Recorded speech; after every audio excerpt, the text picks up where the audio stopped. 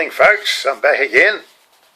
I've just been down to Waimate, which is a little country town just south of Timaru, and went down to see my brother-in-law, Murray McSkimming. He was also the best man at my wedding. I married his sister. But anyway, what I wanted Murray to do was to say a few words on my video, because I worked for him for quite some time, and he's an icon as a shearer and a contractor, and I thought he might be able to contribute something if I interviewed him. But he wouldn't let me interview him. He didn't want to go on YouTube or anything like that, so that's all right. I come home again. But we'll do it again. We'll do something, you know.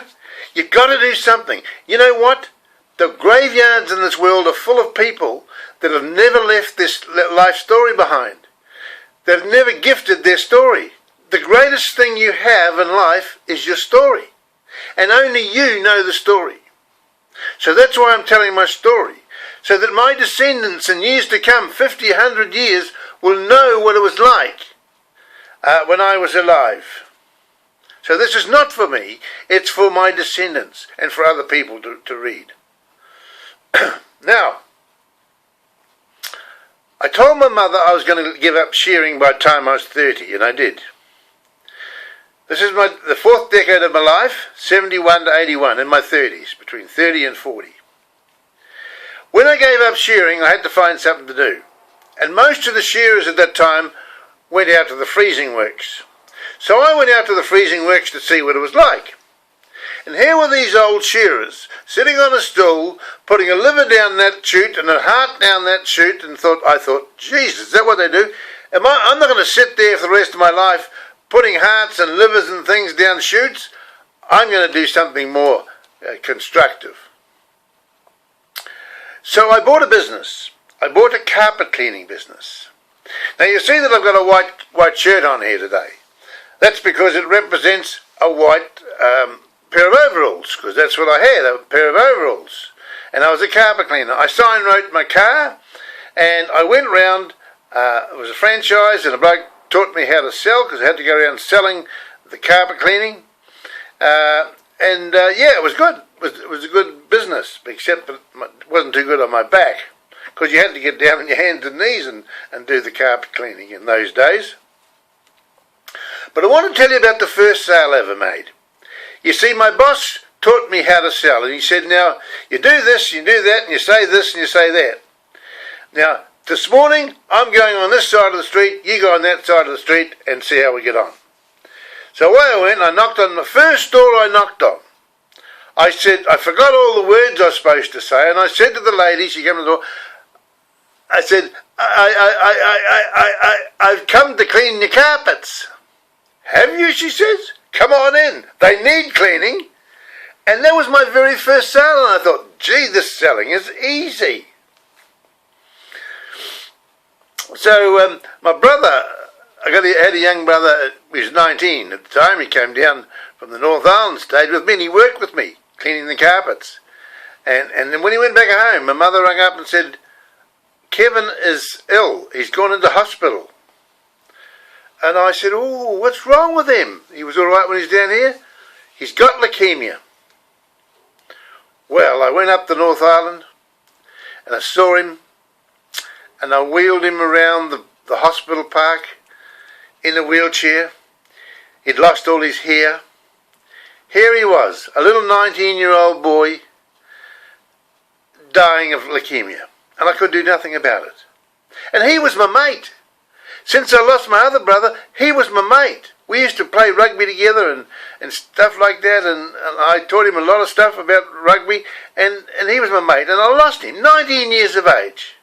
Lost one brother when he was 11, and now this one at 19 years of age.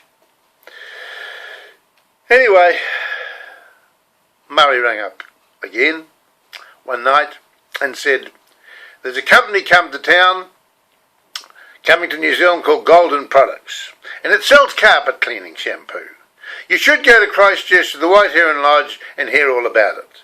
So Margaret and I went away to the White Heron Lodge in Christchurch, and we listened to this guy with the shiny shoes and the shiny suit, and he told us a good story, and he sold us about, I don't know how many $1,000 worth of products, And away we went, and we had to recruit people to sell them.